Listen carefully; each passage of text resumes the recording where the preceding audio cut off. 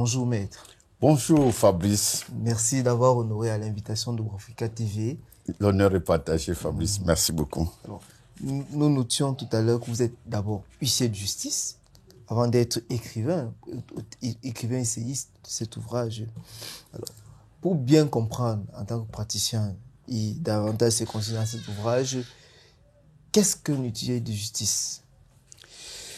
Merci beaucoup bien M. Fabrice Amougou. Merci aussi chaleureusement à tous vos téléspectateurs, les téléspectateurs de Africa TV qui nous écoutent en ce moment. Oui, quand vous me demandez ce qu'est-ce qu'un huissier de justice, je crois que c'est ça votre question.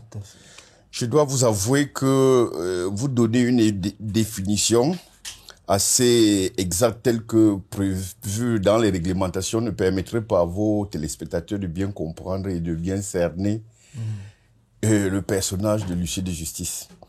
Pour dire que on peut bien se référer aux dispositions réglementées pour définir ce que c'est que l'huissier de justice. Et là, dans ce contexte, on peut bien convoquer les dispositions de l'article 1er du décret du 5 novembre 1979 avec ses modificatifs subséquents qui définit l'huissier de justice. Mais jusque-là, ça ne permettrait pas à vos téléspectateurs de bien cerner les contours de l'homme, de là qu'est l'huissier de justice. C'est pour ça que je voudrais plutôt vous donner une vue courante de ce que c'est que l'huissier de justice. C'est cet auxiliaire de la justice qui pose des actes nécessaires à la bonne administration de la justice avant les procès en général, pendant les procès et après les procès en justice. Avant les procès, avant que les actions en justice ne soient introduites, l'huissier de justice joue un certain nombre de rôles dans la société.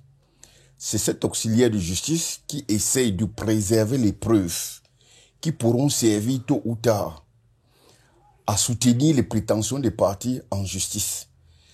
Pas seulement en justice, mais l'huissier de justice peut préserver certaines preuves au moyen des actes appelés couramment procès-verbaux de constat. Ces actes peuvent servir à garder l'existence d'un certain nombre de faits qui ont eu lieu à un moment donné. Ça peut permettre donc à ceux qui peuvent saisir la justice peut-être pour revendiquer certains droits, de s'en servir et de faire prévaloir leurs droits. Donc, l'huissier de justice prépare déjà au départ, avant l'existence des procès, un certain nombre de mesures pour préserver les preuves de l'existence de certains faits qui ont lieu dans notre société. Pendant le procès, il peut se trouver que les magistrats qui dirigent les procès dans les juridictions aient besoin d'interpeller, de faire venir certaines personnes qui sont impliquées dans les litiges devant les barres. À ce moment, ces magistrats peuvent se servir des services de l'huissier de justice pour convoquer les parties à venir devant leur juridiction. Donc, c'est aussi un travail pour lesquels les huissiers de justice sont très connus, la notification des convocations, la notification des actions introductives d'instance. Ça veut dire que lorsque des parties, à partir de leur litige, de certains litiges dans leur milieu de vie, veulent saisir la justice, l'huissier de justice est cet auxiliaire de justice qui peut, à travers les actes qu'il peut dresser, introduire leur action devant les juridictions. Et l'huissier de justice, effectivement, est aussi connu pour cela. C'est l'homme qui assigne, c'est l'homme qui dresse des citations directes, et c'est l'homme qui notifie les convocations pour que les parties comparaissent devant les juridictions.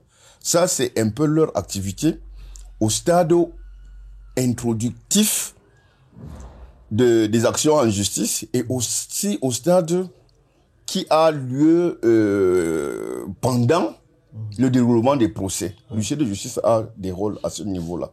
Et après, dans le procès, généralement, une décision de justice est rendue. Et il faut que cette décision de justice soit portée à la connaissance des parties. En général, à la connaissance des défendeurs. Ceux qui étaient des défendeurs dans le procès. L'huissier de justice est aussi cet auxiliaire de justice qui est habilité à porter ces décisions de justice à la connaissance des personnes qui ont joué le rôle, par exemple, de défendeur, ou bien qui ont, pour une raison ou bien pour une autre, été partie prenante. Alors, il y a généralement, on confond, ou alors on mélange la profession de huissier de justice avec une autre profession, une autre activité, celle de commissaire-priseur dans nos juridictions. Alors, j'aimerais savoir, quelle est la distinction que l'on peut faire entre les deux activités et l'avantage, quelle est la particularité de l'huissier de justice par rapport aux autres serviteurs de la justice, tels que les magistrats et les auxiliaires de la justice. D'accord.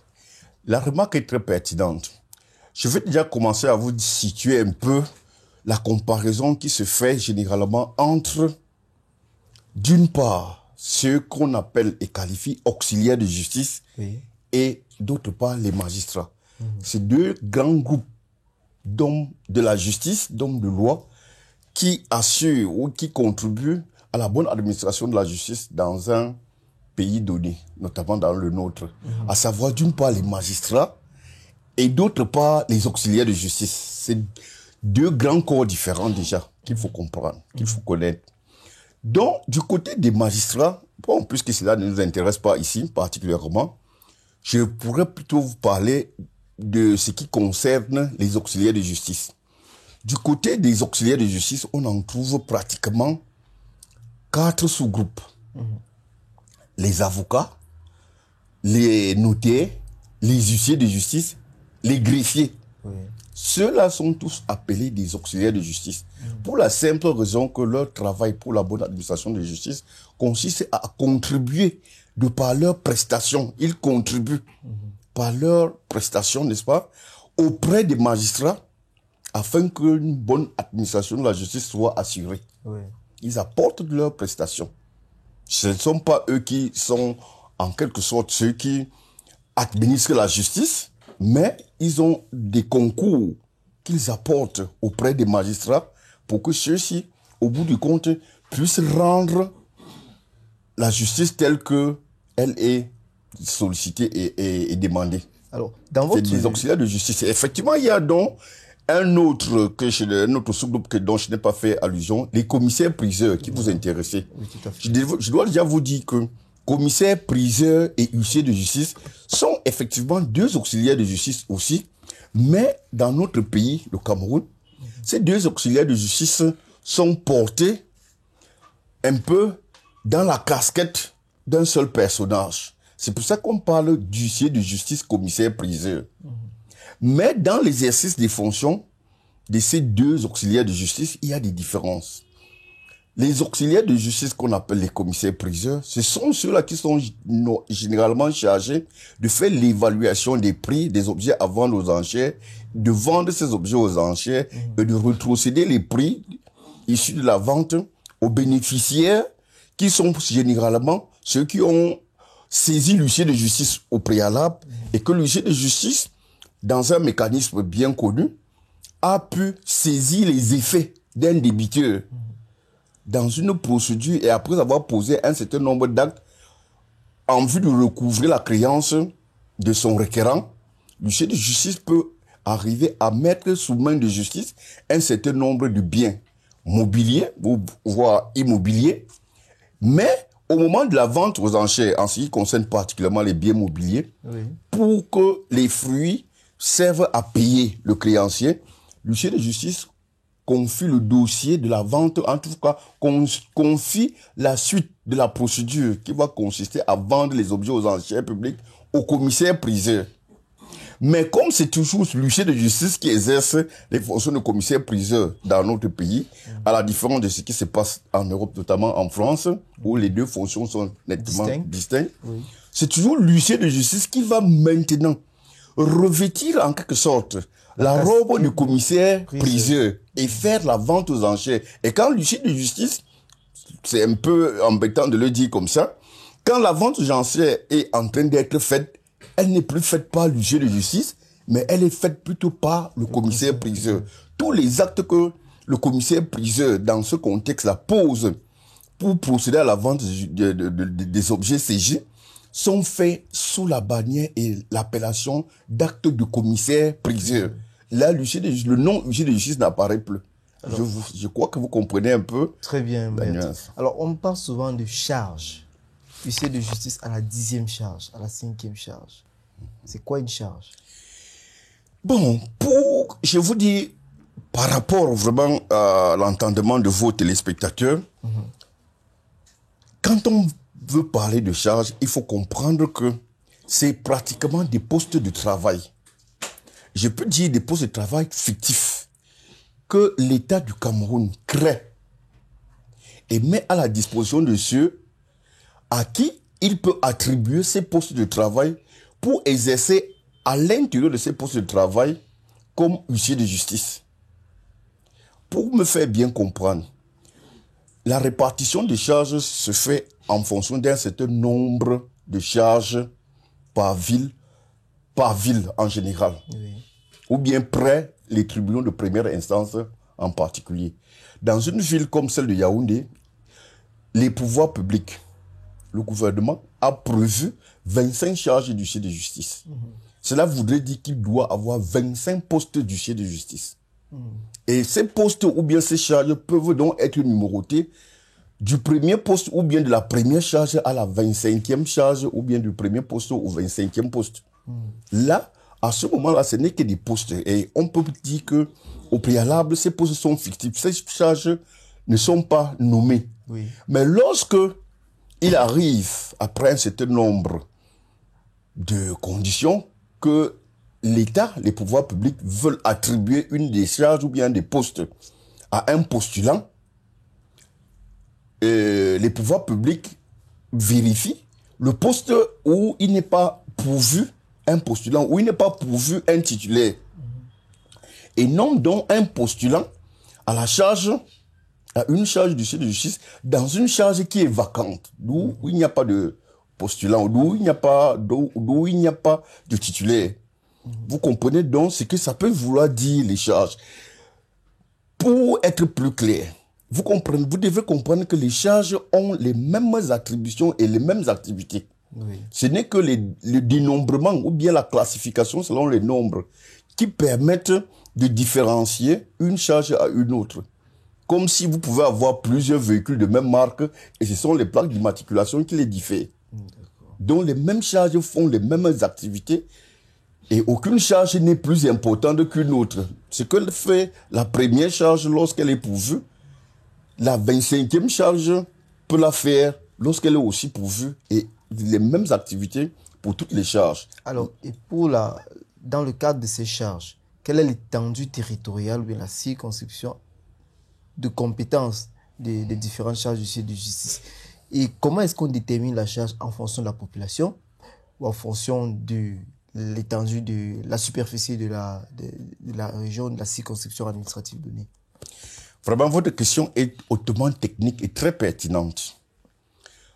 Quand on se réfère aux dispositions réglementaires, les charges du huissier de justice sont créées près des tribunaux de première instance. Ça voudrait dire que, techniquement parlant, c'est près chaque tribunal de première instance que sont instituées les charges du huissier de justice.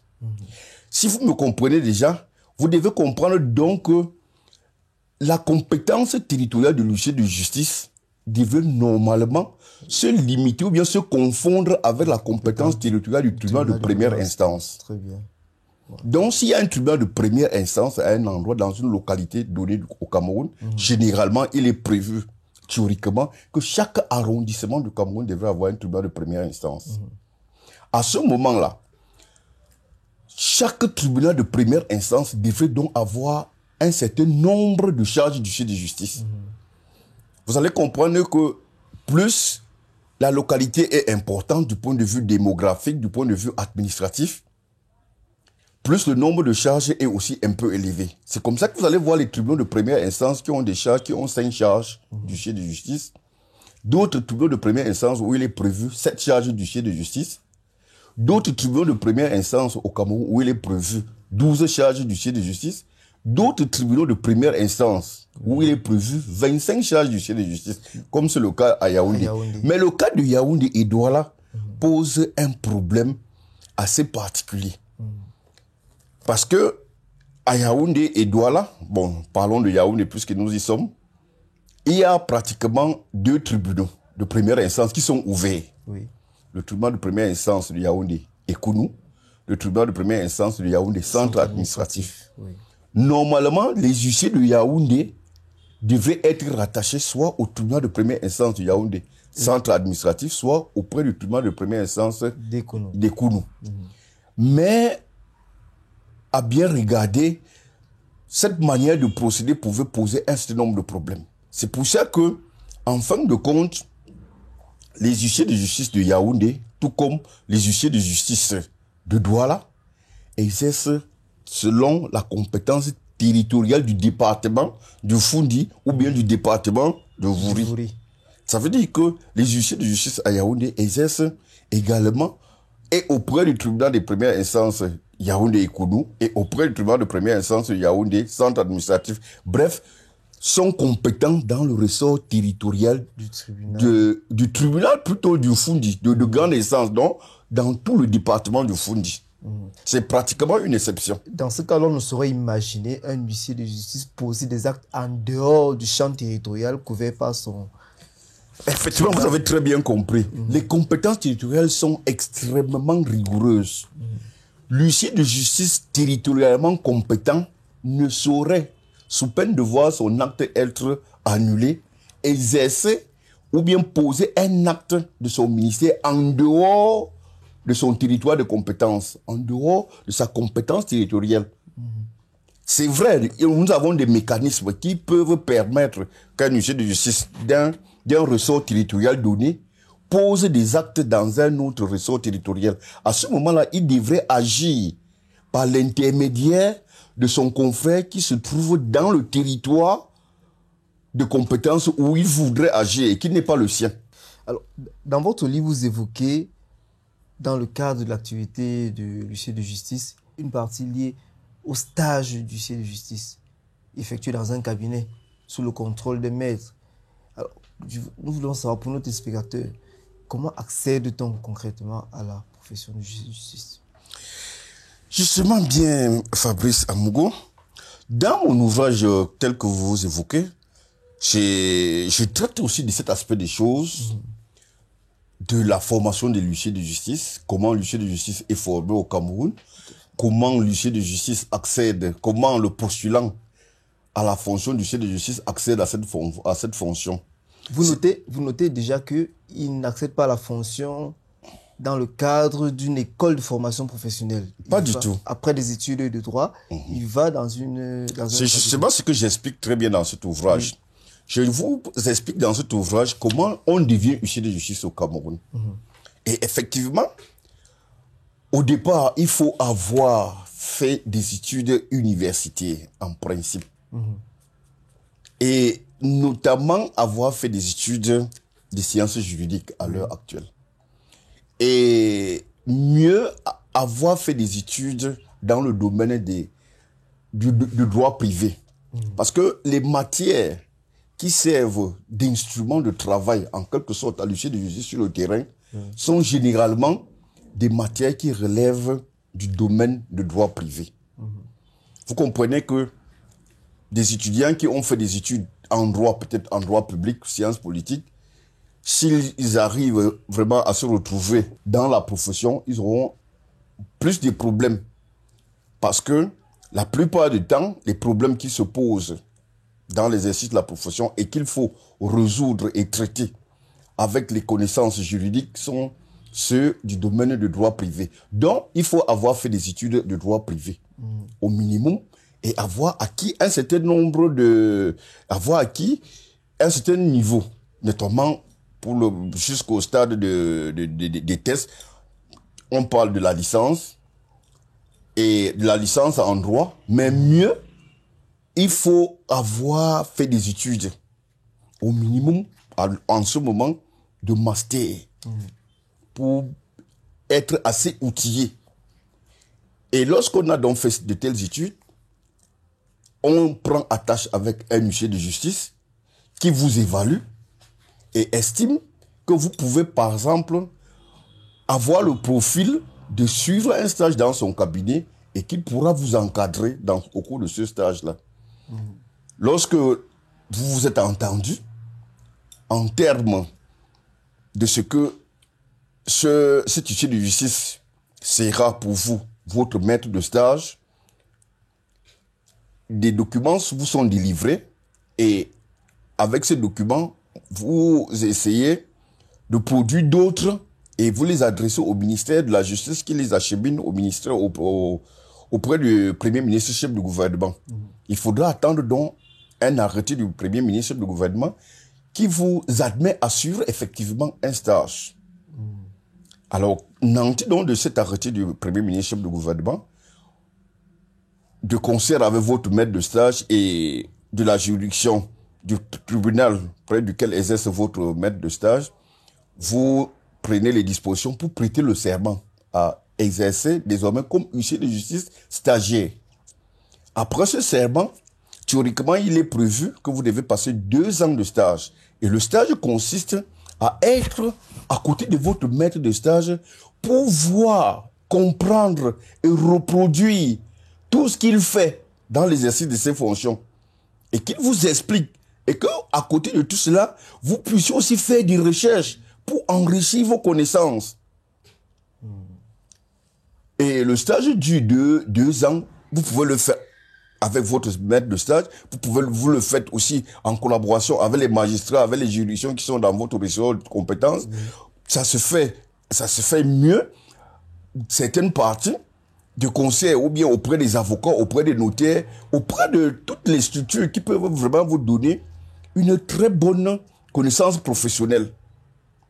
Après les 2 ans de stage, vous devez passer un examen de fin de stage qui est organisé par le ministère de la Justice.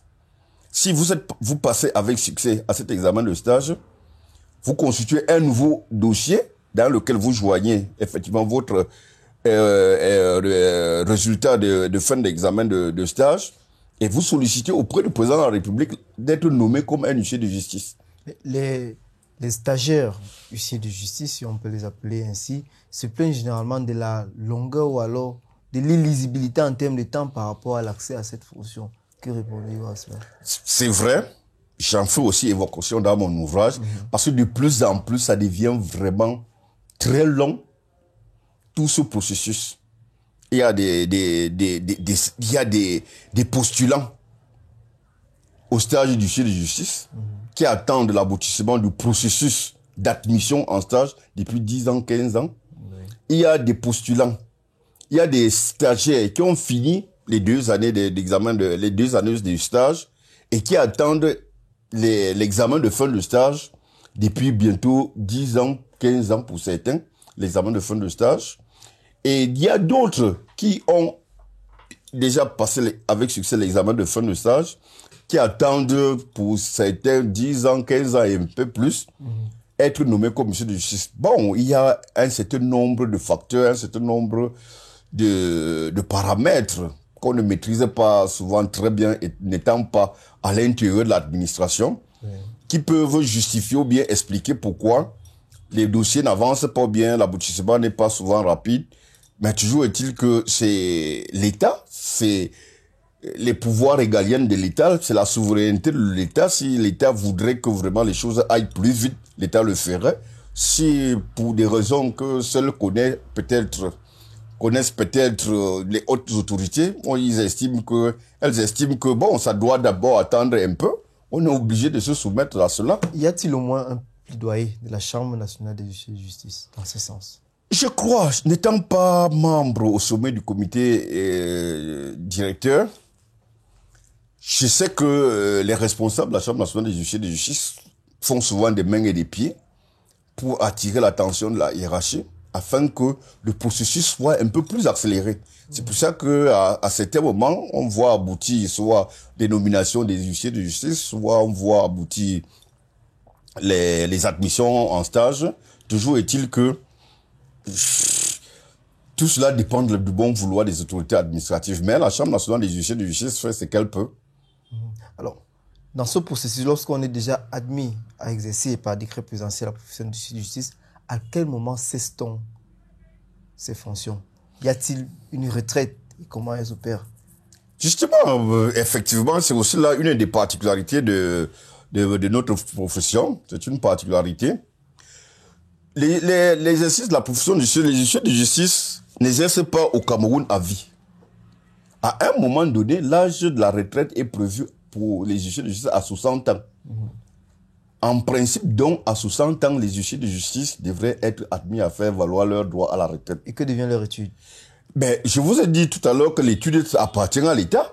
Oui. Quand 60 ans ont sonné pour toi, l'État te met en retraite, tu la charges et puis on nomme une autre personne à ta charge parmi les postulants qui arrivent.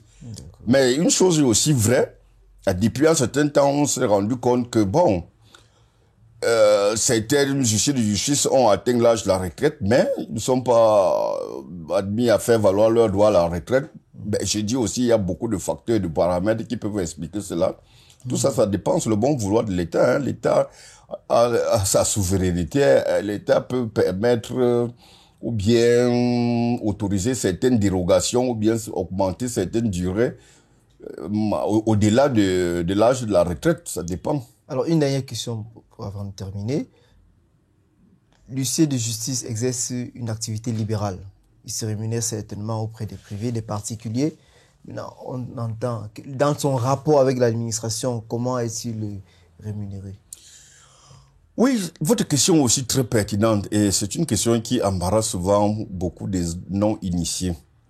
Justement, l'huissier de justice n'est pas un fonctionnaire, mais il exerce un peu comme un concessionnaire de la fonction publique. Ça veut dire que les pouvoirs publics concèdent à l'huissier de justice un pan de ses pouvoirs. Mais tout ça contre rémunération.